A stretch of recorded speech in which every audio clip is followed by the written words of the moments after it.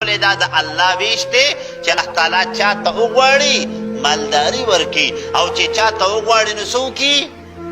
الله تعالی په غریبي راولي نو ولیکن دغه تمامې خبرې دا یو امتحان دی په انسان باندې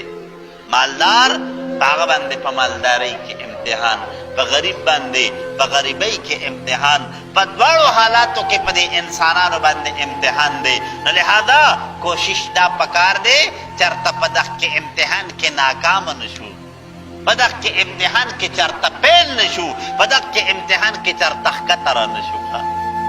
خبر مودین تراله الله تعالی د هر چا امتحان کوي نو لهذا کوشش پکار دی چې ځان دې د دغه امتحان کې د کامیابی اسباب دې مونږه تاسو ولټو چې د الله تعالی د طرف نه په دې امتحان کې به څنګه کامیابیږم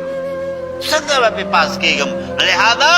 مسله دا شوه چې مالداري غنا د هر څه د الله د طرف نه الله تعالی معلوم ورکی الله تعالی طاقتم ورکی نو د چا د غریبۍ پورې بخندا نکو چاته به د غریبۍ د وجې نه سپکو نه ګورو ځکه د الله تعالی ویشته نو هغه اقبال وی تو شاہوں کو گدا کر دے گدا کو بادشاہ کر دے اشارہ تیرا کافی ہے گٹھانے اور بڑھانے میں د الله تعالی خوښه ده بس څوک چې کمنن هغه بادشاہ کی او څوک گدا کی